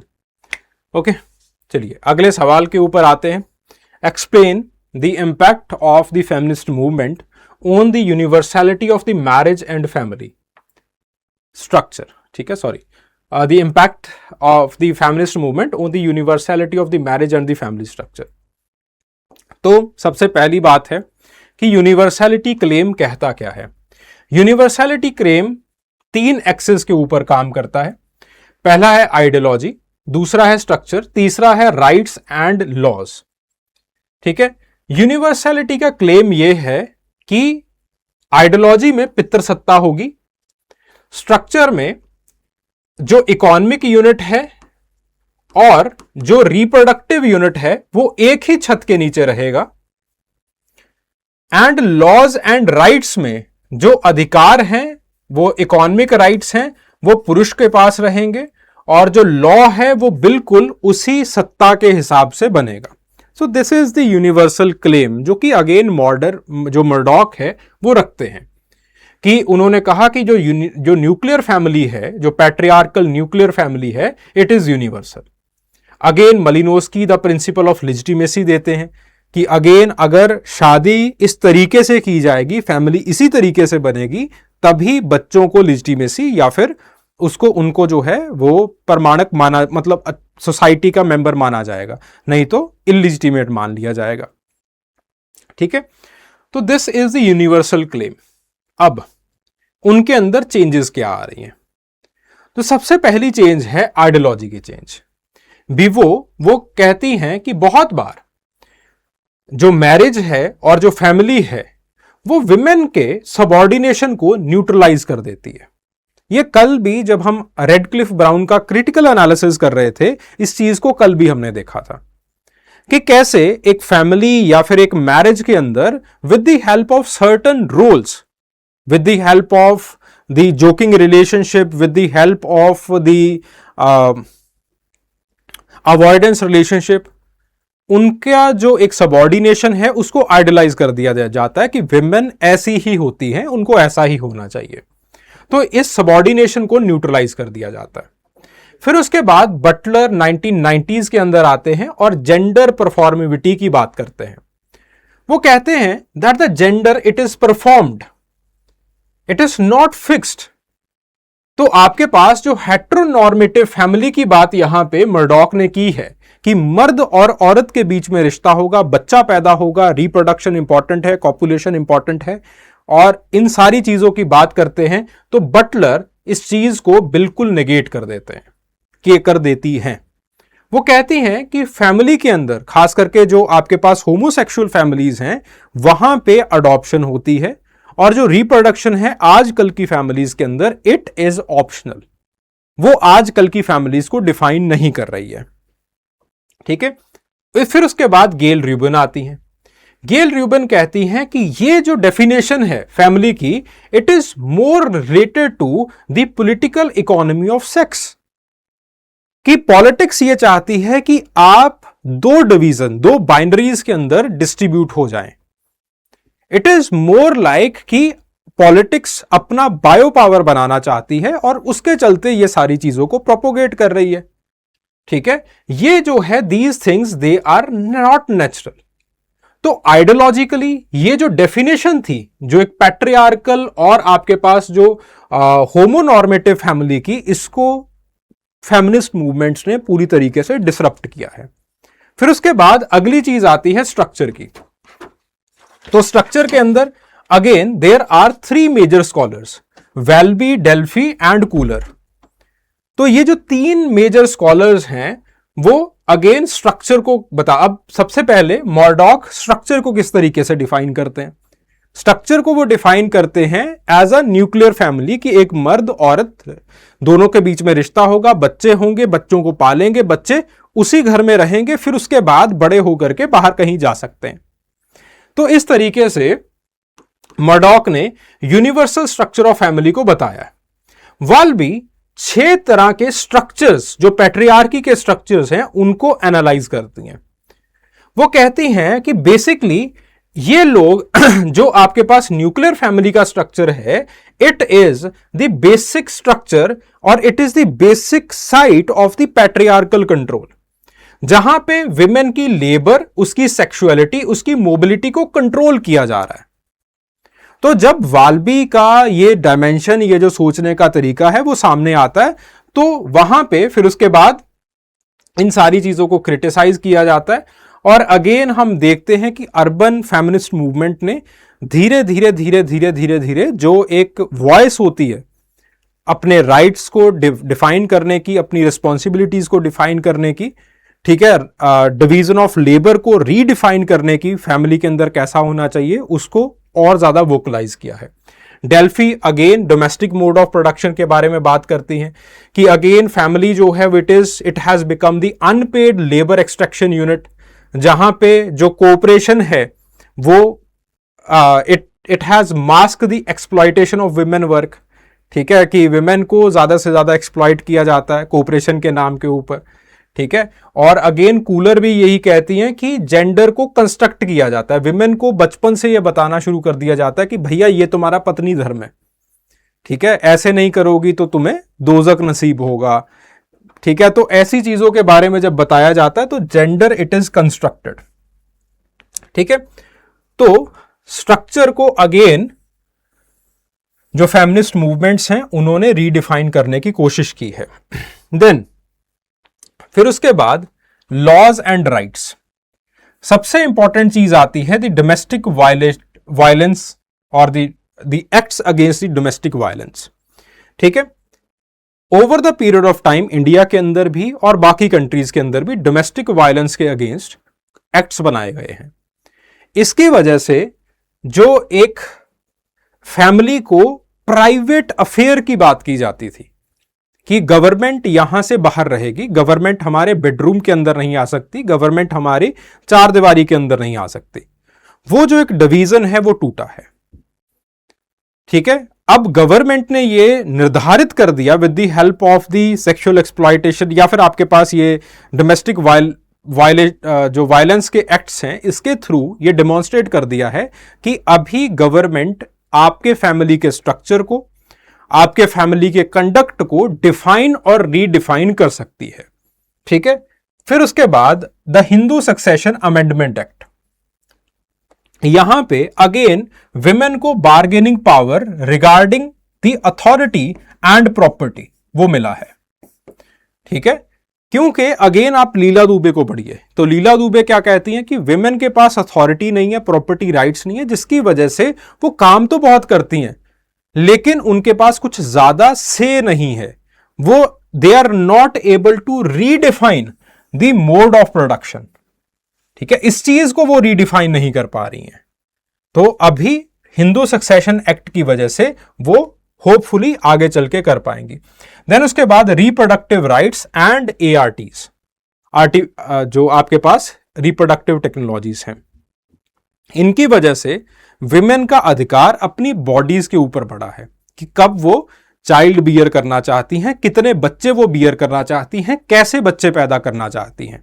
ठीक है, तो इस वजह से आपके पास जो रिप्रोडक्शन है वो मैरिज से डीकपल हुआ है। This is important that the reproduction it has decoupled from marriage. तो जो यूनिवर्सलिटी का क्लेम है कि एक छत के नीचे रहेंगे, मियाँ जी होंगे, बीवी जी होंगे, जो राइट्स हैं, रिस्पॉन्सिबिलिटीज हैं, दे आर प्रॉपरली डिवाइडेड, बच्चा पैदा करना इंपॉर्टेंट है, तो वो जो सारी की सारी चीजें हैं they have been dismantled. Patriarchal ideology को अनमास्क करना और फिर उसके बाद जेंडर को रीडिफाइन करना। ठीक है, क्योंकि ये मान लिया गया था कि विमेन घर का काम करेंगी, घर का काम इसलिए करेंगे कि because they are more tender, they are more gentle, they are more care giving, this is known as the ethics of care. तो उनको बायोलॉजिकली वैसा बताना शुरू कर दिया था। तो यहां पे बटलर उस चीज को निगेट करती हैं, उस चीज को बिल्कुल खत्म कर देती हैं। गेल रूबिन अगेन सेक्स को, बाइनरीज को पॉलिटिकल इकोनॉमी बताती हैं। ठीक है, तो the political economy of sex बताती हैं। तो आइडियोलॉजिकली जो हेटेरोनॉर्मेटिविटी है फैमिली की, उसको डीकंस्ट्रक्ट किया गया है, पैट्रियार्की को डीकंस्ट्रक्ट किया गया है, जेंडर को डीकंस्ट्रक्ट किया गया है। एंड देन फिर उसके बाद जब हम स्ट्रक्चर की बात आती है तो वाल्बी जो है वो प्रॉपरली 6 तरह की पैट्रियार्की के स्ट्रक्चर्स के बारे में बात करती हैं जो कि फैमिली के अंदर होती हैं और बताती हैं कि किस तरीके से ये जो आपने न्यूक्लियाइजेशन या और न्यूक्लियर फैमिली का जो सेटअप बना रखा है वो किस तरीके से विमेन का एक्सप्लॉयटेशन कर रहा है। ठीक है, और फिर उसके बाद कैसे उनसे बहुत ज़्यादा काम करवाया जाता है लेकिन कभी भी उनको उनके काम जो एक प्रॉपर्टी राइट्स हैं वो नहीं दिए जाते। तो इसी के चलते आगे चल के जो है वो राइट्स एंड लॉज का एक्सेस आता है जहां पे प्रॉपर्टी राइट्स की बात की जाती है और डोमेस्टिक प्रोडक्शन पे उनके अधिकार जो है उनको देने की कोशिश की जाती है। ठीक है, तो मैरिज को रीडिफाइन किया है, उसी के साथ साथ जेंडर को रीडिफाइन किया है, अथॉरिटी को रिकंस्ट्रक्ट करने की कोशिश की है और एक प्राइवेट से आप अब मैरिज को पब्लिक साइड पे लेके जा रहे हैं और इसको पब्लिकली रीडिफाइन कह लीजिए या फिर पब्लिकली इसको डिबेट करने की कोशिश की जा रही है। और आपके पास केयर को और ज्यादा पॉलिटिसाइज किया गया है, पॉलिटिकल डिबेट के अंदर जो है वो लाया गया है, रीडिस्ट्रीब्यूशन को डिमांड किया जा रहा है, जिसकी वजह से single parent household, DINK couples, queer household, cohabitation families, ये जो न्यू फॉर्म्स हैं वो बनते चले जा रहे हैं। ठीक है, सो इस तरीके से जो फेमिनिस्ट मूवमेंट्स हैं they have challenged the universality of marriage और फैमिली। ठीक है। और इंडिया के अंदर आप ये देख रहे हैं कि एंटी डोरी एजिटेशंस होती हैं, सेवा इसी चीज़ के लिए बनी है, फीमेल लिटरेसी राइज हो रही है, और फीमेल लिटरेसी जिस तरीके से राइज होती है तो उन फैमिलीज़ के अंदर ये सारी चीज़ें दिखाई देती हैं। मैरिज के अंदर डिलेज होते चले जा रहे हैं, लिविंग इन रिलेशनशिप को सुप्रीम कोर्ट के अंदर रिकॉग्निशन मिल चुका है। तो ये सारी चीज़ें आपको यहाँ पे बनती हुई दिखाई दे रही हैं इंडिया में। ओके, तो उन्हीं सारी चीज़ों को हमने नीचे लिखा है। Then define family and critically examine the universality of family. अब यहां पे फैमिली को डिफाइन करना है और यूनिवर्सैलिटी को रीडिफाइन करना है। इसको प्लीज खुद पढ़ लीजिएगा, क्योंकि रेडक्लिफ ब्राउन को भी हमने पढ़ लिया है। उन्होंने बेसिकली डिसेंट ग्रुप्स को अलग रखा था, फैमिली को बिल्कुल अलग कर दिया था। वाल्बी, डेल्फी, इनको भी पढ़ लिया है। कास्टन्स बेसिकली रिलेटेडनेस का कंसेप्ट देते हैं कि किनशिप बहुत बार फूड के थ्रू, को रेजिडेंस के थ्रू बन जाती है, तो एक जो यूनिवर्सल डेफिनेशन है फैमिली या किनशिप की वो नहीं हो सकती है। श्नाइडर अगेन किनशिप को, फैमिली को कल्चरली कंस्ट्रक्टेड बताते हैं। तो वही जो हमने पुरानी सारी चीज़ें पढ़ रखी हैं, तो वही चीज़ें यहाँ पे रीडिफाइन या फिर दोबारा से रीट्रेट की गई हैं। ठीक है, so this is the chapter of family. यहां से इस तरीके से सवाल अभी उठ रहे हैं, पूछे जा रहे हैं। ओके, चलिए, अब किनशिप के अंदर कुछ चीजें रह गई थी। So the questions they have been becoming very much analytical. तो ऐसा नहीं सोचना कि भाई मतलब मैंने इग्नू पढ़ लिया या फिर फला किताब पढ़ ली है या फिर फला टॉपर के कॉपीज पढ़ ली हैं तो वो काफ़ी है। ठीक है, थोड़ी सी समझ आपको गहरी करनी पड़ेगी, थोड़ी सी समझ और ज़्यादा बढ़ानी पड़ेगी। समझ आप जितनी ज़्यादा गहरी करेंगे, जितनी ज़्यादा अच्छी करेंगे, उतना ही बढ़िया है। ठीक है, then the next question, how did the Radcliffe Brown and Levi Strauss, उन्होंने किनशिप को स्टडी किया है। ठीक है, तो सबसे पहली चीज आती है रेडक्लिफ ब्राउन, उन्होंने अपनी किताब लिखी थी the structure and this function in the primitive society. 1952 के अंदर यह किताब को लिखा गया था। उसके अंदर उन्होंने सोशल स्ट्रक्चर को एक network, in the terms of the social structure. ठीक है, सो रेडक्लिफ ब्राउन और लेवी स्ट्रॉस ने किनशिप को किस तरीके से डिफाइन किया है सोशल स्ट्रक्चर के पर्सपेक्टिव से। ठीक है, तो वहां पे जो रेडक्लिफ ब्राउन है वो सोशल स्ट्रक्चर को कुछ इस तरीके से डिफाइन करते हैं that it is the network of the actually existing social relationships. और सोशल रिलेशनशिप्स अगर हम प्राइमरी छोटी से छोटी सोसाइटी के अंदर देखें तो वो डिफाइन किए जाते हैं रिश्तेदारी से, किनशिप से। ठीक है, तो वो किनशिप के थ्रू डिफाइन किए जाते हैं। ठीक है, तो आपके पास दो तरीके के फंडामेंटल रिलेशनशिप्स होते हैं, ज्यूरल, रिचुअलिस्टिक एंड इकोनॉमिकल। ठीक है, और आपके पास धीरे धीरे रेडक्लिफ ब्राउन ने ज्यूरल रिलेशनशिप्स के ऊपर फोकस करना स्टार्ट कर दिया और बताया कि किस तरीके से with the help of marriage आपके पास बच्चा पैदा होता है और बच्चे को मामा से और बाकी लोगों से धीरे धीरे उनको गाइडेंस या फिर उसको अधिकार मिलने शुरू हो जाते हैं।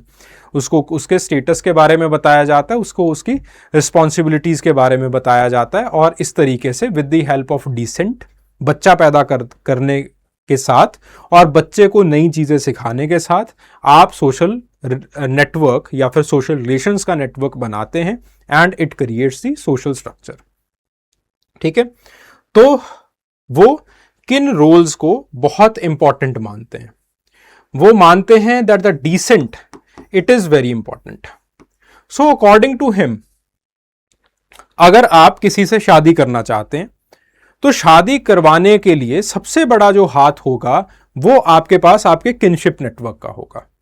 आपके रिश्तेदार आपको यह बताएंगे कि भैया कहां पे आप शादी करोगे, जहां पे आप शादी करोगे वैसे आपके ज्यूरल बॉन्ड्स बनेंगे, वहां से सबसे इंपॉर्टेंट है कि बच्चा पैदा होगा। ठीक है, तो इसका मतलब क्या है कि अगर आप एक जाति से बिलोंग करते हो तो उसी जाति के अंदर आपकी शादी होगी, और उसी से आपका बच्चा पैदा होगा, आपका बच्चा उसी जाति का होगा, उतनी ही जमीन आएगी और उसी हिसाब से उसी की शादी भी होगी। तो यहां पे जो सोशल स्टेटस है, इट इज डिटरमाइनिंग, या फिर जो आपका डिसेंट है, किसके लड़के हो, it is determining your social status, and according to that आपके ज्यूरल राइट्स तय हो रहे हैं, आपकी शादी तय हो रही है, वहां से आपका बच्चा पैदा हो रहा है, और उस बच्चे के भी जो राइट्स एंड रिस्पॉन्सिबिलिटीज है उसके डिसेंट के हिसाब से तय हो रहे हैं। तो सोसाइटी के अंदर जो आपकी पोजीशनिंग है, जो आपका स्टेटस है, जो आपका रोल है, it is on the basis of your descent, it is not on the basis of your family formulation, but वहां पे जो सबसे इंपॉर्टेंट चीज है, it is that what is your descent. ठीक है, तो यहां पे according to him the descent group और द किनशिप बहुत बार एक डिसेंट ग्रुप की तरह, एक कॉर्पोरेट यूनिट की तरह काम करती है और समाज के अंदर एक सोशल ऑर्डर और इंटीग्रेशन को बना के रखती है। ठीक है, यहां पे वो अवॉइडेंस एंड जोकिंग रिलेशनशिप्स को यूज करते हैं इस चीज को डेमोन्स्ट्रेट करने के लिए। फिर उसके बाद क्लॉड लेवी-स्ट्रॉस की बात आती है। क्लॉड लेवी-स्ट्रॉस जैसे हमने पिछले लेक्चर के अंदर पढ़ा था, तो वो सर्कुलेटिंग कन्वियम की बात करते हैं। वो कहते हैं कि इंसान के दिमाग के अंदर सबसे पहले एक्सचेंज स्टार्ट हुआ, गुड्स के अंदर एक्सचेंज हुआ, सर्विसेज के अंदर एक्सचेंज हुआ, फिर उसके बाद धीरे धीरे औरतों के अंदर एक्सचेंज होना स्टार्ट हुआ, बाइनरी ऑपोजिशंस बनते हैं, बाइनरी ऑपोजिशंस के साथ साथ इंसिस्ट टैबू बनता है। इंसिस्ट टैबू जब ये कह दिया जाता है कि आप अपनी बहन के साथ शादी नहीं कर सकते, अपनी माँ के साथ शादी नहीं कर सकते, तो समाज ये पूछता है कि फिर शादी किससे की जाए। तो सबसे पहले बाइलेटरल क्रॉस कजन मैरिज की जाती है, जहां पे आपके पास दो ग्रुप्स होते हैं, ए एंड बी, दो ग्रुप्स आपस में ही विमेन को एक्सचेंज करना स्टार्ट कर देते हैं। This creates the bilateral cross cousin marriage. फिर उसके बाद कुछ ग्रुप्स बड़े हो जाते हैं, या फिर आपके पास दो से ज्यादा ग्रुप्स होते हैं, जहां पे वहां पे दो तरह के एक्सचेंज सिस्टम्स डेवलप होते हैं। एक एक्सचेंज सिस्टम होता है जिस, अब अगर दो से ज्यादा ग्रुप्स हैं तो this is known as a restricted exchange system. तो वहां पे डेवलप होता है जनरलाइज्ड एक्सचेंज सिस्टम। ठीक है, तो जनरलाइज्ड एक्सचेंज सिस्टम जहां पे दो से ज्यादा ग्रुप्स हैं, वहां पे दो तरीके के मैरिजेस बनती हैं। एक मैरिज बनती है जिसको हम कहते हैं मैट्रिलिनियल क्रॉस कजन मैरिज, और एक बनती है पैट्रिलिनियल cross cousin marriage. पैट्रिलिनियल cross cousin marriage के अंदर डिलेड एक्सचेंज का रिवाज आ जाता है, यानी कि अगर एक बार क्लॉकवाइज विमेन मूव कर रही हैं, जस्ट पिछला लेक्चर रिमेंबर कीजिए, तो अगली जनरेशन में काउंटर क्लॉकवाइज वो मूव करेंगी। यानी कि अगर आपने एक परिवार के अंदर अपनी लड़की दी है आपकी जनरेशन में, तो अगली जनरेशन में उस परिवार से एक लड़की आपके घर में वापस आ जाएगी। यह है पैट्रिलिनियल क्रॉस कजन मैरिज में। इन दी मैट्रिलिनियल क्रॉस कजन मैरिज, जैसे पुरम्स के अंदर होता है, हमेशा एक वाइफ गिवर बन जाता है, एक वाइफ टेकर बन जाता है। ठीक है, और एक पू और तू वाला जो रिलेशनशिप है, जैसे पुरम्स के अंदर बनता है, वैसा एक रिलेशनशिप बनना शुरू हो जाता है। तो अकॉर्डिंग टू क्लॉड लेवी-स्ट्रॉस, ये जो पूरा का पूरा सोशल स्ट्रक्चर है कि आपके पास मैकेनिकल सॉलिडारिटी होगी या ऑर्गेनिक सॉलिडारिटी होगी, ये शादी के ऊपर डिपेंड करता है। सोशल स्टेटस वगैरह बहुत बाद की बात होती है, लेकिन शादी पहले आ जाती है, और शादी बाइनरी ऑपोजिशंस के बनने की वजह से सबसे इंपॉर्टेंट बॉन्ड होता है। ठीक है, तो his analysis, it moves the descent to alliance, और आपके पास जो है वो इंसिस्ट टैबू से किस तरीके से आपके पास जो है वो रिस्ट्रिक्टेड एक्सचेंज सिस्टम, ये सारे एक्सचेंज सिस्टम्स बने हैं, उसके बारे में ये बात करते हैं। ठीक है, वही सारी चीजें हमने यहां पे लिख रखी हैं, जस्ट इसको एक बार रीड आउट कर लीजिएगा। देन उसके बाद बात आती है किनशिप टर्मिनोलॉजी। किनशिप टर्मिनोलॉजी का मतलब क्या है कि आप अपने रिलेटिव्स को किस तरीके से क्लासिफाई करते हो, उनको नेम करते हो। ठीक है, this is known as the kinship terminology. तो दो लोग सबसे ज्यादा इंपॉर्टेंट हैं। एल्फ्रेड क्रोबर को हमने कर लिया था ऑलरेडी। ठीक है, मॉर्गन अगेन हमने कर लिए हैं ऑलरेडी, मॉर्गन भी। तो मॉर्गन जो है वो दो तरीके से अपने डिस्टिंक्शन देते हैं, डिस्क्रिप्टिव एंड क्लासिफिकेटरी। उनका मानना है that the most descriptive kind of kinship terminology, it is the Sudanese type, and उसी के साथ साथ द मोस्ट क्लासिफिकेटरी आप कह लीजिए, इट इज द हवाई टाइप या फिर एस्किमो टाइप। ठीक है, तो आपके पास जो है वो इस तरीके से मॉर्गन एक बहुत सिंपल सा डिस्टिंक्शन देते हैं, द डिस्क्रिप्टिव एंड क्लासिफिकेटरी। लेकिन प्रॉब्लम क्या आती है कि मॉर्गन जीनोलॉजी को ही फाइनल मानते हैं। उनका मानना है कि इफ देयर आर जीनोलॉजिकल बॉन्ड्स तभी आप एक क्लासिफिकेटरी या फिर आप एक डिस्क्रिप्टिव किनशिप नेटवर्क्स के अंदर लोगों को क्लासिफाई करेंगे। ठीक है, मॉर्गन बड़े साफ हैं। तो अगर जीनोलॉजी के हिसाब से ही सोशियोलॉजी चलेगी मॉर्गन के हिसाब से, तो यह है कि बायोलॉजी के हिसाब से कल्चर चलेगा। लेकिन उसी के विपरीत आपके पास एल्फ्रेड क्रोबर आते हैं। Alfred Kroeber classificatory system of relationship 1909 के अंदर लिखते हैं, और यहां पे वो कहते हैं कि that there are certain determinants of the kinship terminology, जिसके अंदर जनरेशन आ जाती है, सेक्स ऑफ रिलेटिव आ जाता है, लीनियलिटी, कोलेटरलिटी, जो कि हमने पिछली क्लास के अंदर किया, वो सारी चीजें आ जाती हैं, बाइफर्केशन, मर्जिंग टाइप्स आ जाते हैं, एक्सेट्रा एक्सेट्रा एक्सेट्रा एक्सेट्रा। ठीक है, तो इनका मानना था कि रादर देन वॉचिंग और सीइंग द जीनोलॉजीज, उसको या फिर बायोलॉजी को साइड पे रख के आप लिंग्विस्टिक स्टडी कीजिए, लिंग्विस्टिक कल्चरल सिस्टम बनाइए, and on the basis of that वो अपने 8 टाइप्स या फिर 8 डिटर्मिनेंट्स जो है वो देते हैं।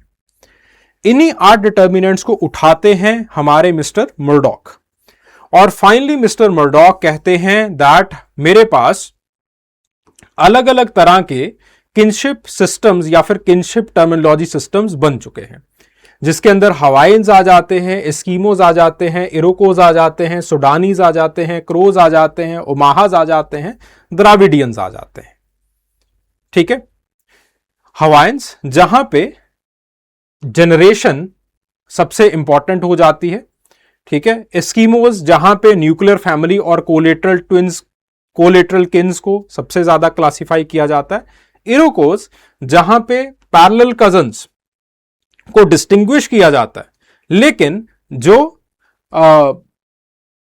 जो क्रॉस कजन्स हैं उनको डिस्टिंग्विश किया जाता है, लेकिन there is merging in the parallel cousins. Parallel cousins के अंदर मर्जिंग हो जाती है। कैसे हो जाती है, लंबी चौड़ी कहानी है, जब इसको किसी क्लास वगैरह के अंदर किया जाएगा तब मैं समझाऊंगा, आज टाइम नहीं है।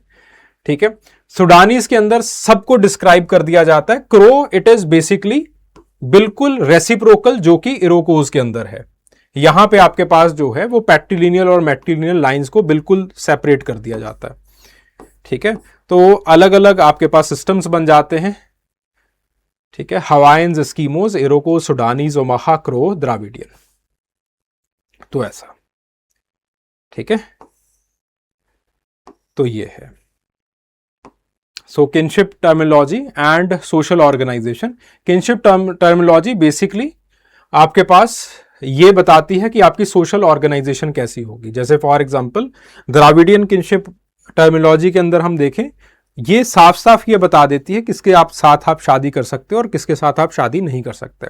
सिमिलरली पुरम्स के अंदर भी ऐसा ही है, साफ साफ लोगों ने डिस्क्राइब कर रखा होता है कि किसके साथ शादी कर सकते हो, किसके साथ शादी नहीं कर सकते। ठीक है, जो लोग आपकी जिंदगी के अंदर ज्यादा मैटर करते हैं तो वहां पे मर्जिंग नहीं होती है, वहां पे उनको ज्यादा डिस्क्रिप्टिव टर्मिनोलॉजी से नवाजा जाता है। ठीक है, लेकिन श्नाइडर हमें कॉशन करते हैं कि कोई भी ऐसा प्रिंसिपल हम ना बना लें। Okay, then the next one, elucidate the determinants of the kinship terminology. ठीक है, तो डिटर्मिनेंट्स हमने वैसे ऊपर कर लिए हैं। जो पहला डिटर्मिनेंट है that is the descent rule. ठीक है, कि अगर आपके पास जो है यूनिलिनियल डिसेंट है, खास करके अगर आपके पास पैट्रिलिनियल या फिर मैट्रिलिनियल है, तो इसकी वजह से बाइफर्केटिंग मर्जिंग टर्मिनोलॉजी पैटर्न्स आ जाते हैं। जैसे फॉर एग्जांपल आप पिता की साइड से प्रॉपर्टी लेते हो, तो पिता की साइड पे अगर पिता का भाई बड़ा है तो उसको ताऊ जी कहेंगे, ताया कहेंगे। अगर वो पिता का भाई छोटा है तो उसको चाचा कहेंगे। ठीक है, तो पिता वाली साइड हमारे लिए ज्यादा इंपॉर्टेंट हो जाती है इन दी पैट्रिलिनियल सोसाइटीज। लेकिन माँ वाली साइड में माँ का भाई बड़ा है, छोटा है, वो मामा का मामा रह जाता है बेचारा। ठीक है, तो आपके पास देयर इज बाइफर्केटिंग मर्जिंग। तो मां की साइड पे बाइफरकेटिंग मर्जिंग जो है वो हो चुकी है। ठीक है, फिर उसके बाद मैरिज रेगुलेशंस। कई सोसाइटीज के अंदर जैसे द्राविडियन सिस्टम हो गया या फिर पूरम किनशिप सिस्टम हो गया, तो वहां पे हमें क्या दिखाई देता है, that they have properly recognised कि किनके साथ शादी कर सकते हैं, कौन से क्रॉस कजन्स ऐसे हैं जिसके साथ आप शादी कर सकते हो और किसके साथ शादी नहीं कर सकते। So on the basis of that कि मैरिज रूल्स आपके पास अलग अलग तरह के किनशिप सिस्टम्स बन जाते हैं।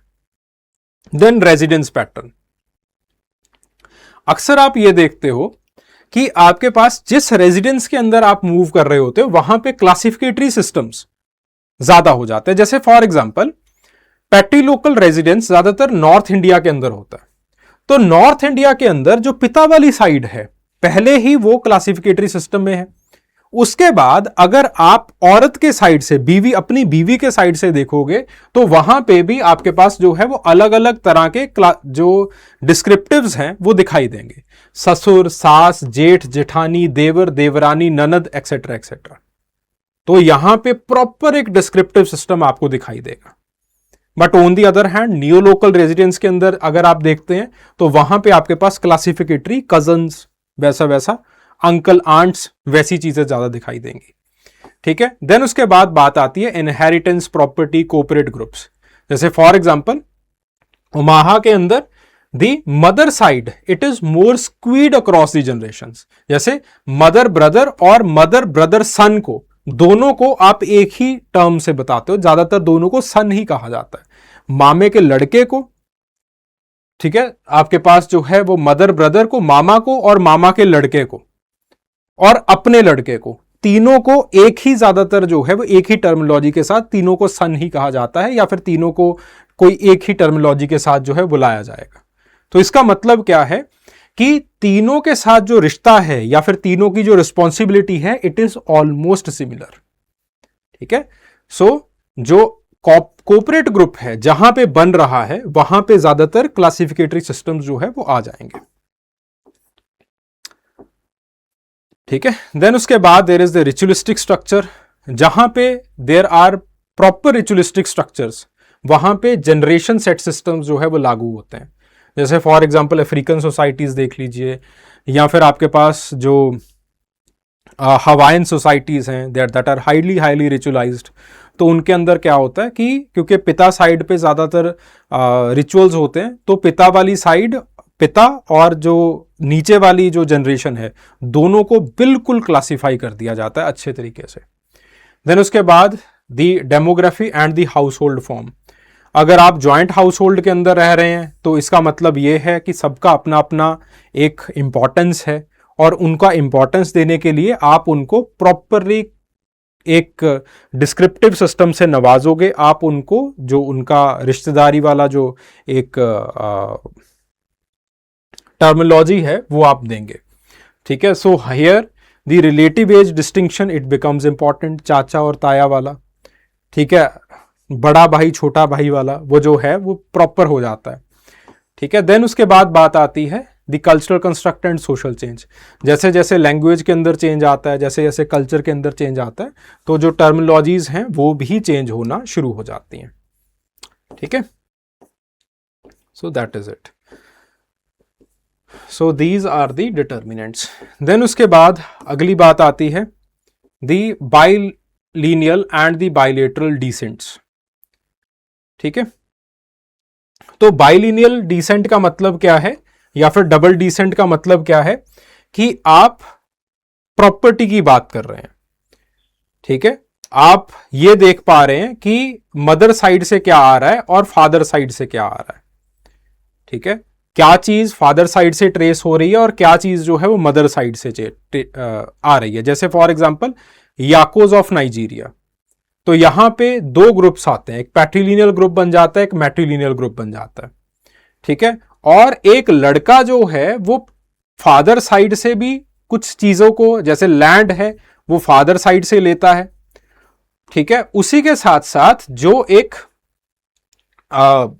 एक मूवेबल प्रॉपर्टी है, जैसे फॉर एग्जांपल कैटल हो गई, वो मदर साइड से लेगा। ठीक है, तो दोनों साइड से उसको प्रॉपर्टी आ रही होगी और दोनों साइड से उसको ऑब्लिगेशंस फेस करनी पड़ेंगी। जब वो दोनों साइड से ऑब्लिगेशंस फेस करता है, then it becomes the bilateral descent. ठीक है, तो अब वो दोनों साइड से जब ऑब्लिगेशंस को फेस करेगा तो अपनी रिश्तेदारियों के अंदर वो जो है वो बरतना शुरू कर देगा और इस तरीके से किंगरेड सिस्टम जो है वो जनरेट हो जाता है। बड़ी सिंपल सी बात है। जब हम प्रॉपर्टी की बात करेंगे तो वो बाइलेटरल हो जाती है। जब हम ऑब्लिगेशंस की बात करते हैं, कोऑपरेटिव यूनिट्स की बात करते हैं, कॉरपोरेशंस की बात, एक कॉरपोरेटिव यूनिट की बात करते हैं, तो तब वो एक किंगरेड की तरह या फिर बाइलेटरल यूनिट की तरह उसको दिखाया जाता है। दिस इज द क्वेश्चन और this is the essence of the question. ठीक है, तो इसको जस्ट एक बार देख लीजिएगा। ठीक है, अब इसके अंदर क्या चेंजेस आ रही हैं मैंने यहां पे लिखी हैं। ठीक है, और जो मेजर डिफरेंस है वो यहां पे लिखा गया है, बाइलेटरल और बाइलिनियल, बाइलिनियल और बाइलेटरल। बाइलिनियल में क्या है, that there is proper objectivity, कि भैया कहां से क्या चीज आएगी मेरे पास, किसके प्रति मेरी क्या ड्यूटी है। बाइलेटरल के अंदर इनहेरिटेंस जो है वो बहुत कम होता है, लेकिन आपके पास it is properly egocentric and it is properly situational, flexible, कि किसी ने बुला लिया कि भैया शादी है, काम करवा दो आकर के, जाएंगे आप वहां पे। ठीक है, क्यों? क्योंकि मामा से डायरेक्ट कुछ प्रॉपर्टी चाहे ना आए, लेकिन मामा जो है वो आपके साथ कहीं ना कहीं लिंक्ड है, कहीं ना कहीं उसका कंट्रीब्यूशन आपकी प्रॉपर्टी या फिर आपके नाम में रहा है। ठीक है, तो that creates the bilateral descent. Then write a short note, और हमारे यहां पे भी बाइलेटरल ही है भाई। दिमाग में बच्चे क्या करते हैं कि हमारे यहां पे पैट्रिलेटरल है, ऐसा मानना शुरू कर देते हैं। फादर साइड से अगर आपको लैंड आ रही है, ज्यादा चीज अगर फादर साइड से आ रही है, तो नानके जो हैं, जो मदर वाली साइड होती है, वो आपकी मैरिज में बहुत ज्यादा काम करवा के जाते हैं आपके साथ, और आपको काफी ज्यादा पैसे भी देके जाते हैं मैरिज में। मैरिज का काफी ज्यादा खर्चा भी जो है वो काफी बार जो है वो मामा उठाते हैं। तो जिस वजह से आपका जो डिसेंट है, इस वजह से बहुत बार पंजाब में हम देखते हैं कि जो एजुकेशन का खर्चा है वो मामा उठाता है। ठीक है, तो इसलिए बड़ा इंपॉर्टेंट हो जाता है कि आप अपने डिसेंट ग्रुप को भी डबल डिसेंट, या फिर आप अपने डिसेंट इनहेरिटेंस पैटर्न्स को भी डबल इनहेरिटेंस या फिर डबल डिसेंट की तरह देखिए। ठीक है, तब आप इस चीज को अच्छे तरीके से रिकॉग्नाइज कर पाएंगे। बच्चे उलझ जाते हैं कि भैया कास्ट सोसाइटीज के अंदर कहां ऐसा होता है, फादर साइड से ही सब कुछ आ रहा होता है। नहीं, पैट्री लोकेलिटी फादर साइड की है, लेकिन बहुत सारी चीजें नान के साइड से आ रही हैं आपको। ठीक है, then lineage and clan, it's a very simple question. ठीक है, तो लीनिएज जो है वो आपके पास एक डिसेंट ग्रुप होता है जिसमें प्रॉपर जीनोलॉजिकल कलेक्शंस होते हैं, प्रॉपर आपको पता होता है लीडरशिप किसकी है, रिचुअलिस्टिक फंक्शंस किसके हैं, डिस्प्यूट सेटलमेंट, उन सारी चीज़ों के अंदर ये काम करती हैं। और जो आपके पास क्लैन है वो डिसेंट का बहुत बड़ा फॉर्म होता है, जहां पे आपके पास there is a stipulated ancestor. ठीक है, this we have already done. I think ये क्वेश्चन रिपीट हुआ है आज, कल हमने ये सवाल कर लिया था। देन उसके बाद the cardinal points of the descent and the alliance theory, ये जो ऊपर वाला क्वेश्चन है in the Radcliffe Brown and Claude Levi Strauss, उसके अंदर कर लिया था। खैर पॉइंट्स को देख लेते हैं। डिसेंट थ्योरी के हिसाब से किनशिप जो है it is anchored in the descent groups, कि डिसेंट ग्रुप्स जो है वो सबसे ज्यादा इंपॉर्टेंट होते हैं। ठीक है, वही आपकी राइट्स, ड्यूटीज, वही सोशल स्ट्रक्चर, सब कुछ वही बनाते हैं। ठीक है, फिर उसके बाद डिसेंट ग्रुप्स का एक कॉर्पोरेट करेक्टर होता है कि सब लोग एक मत होते हैं और एक पर्पस के लिए काम करना स्टार्ट कर देते हैं।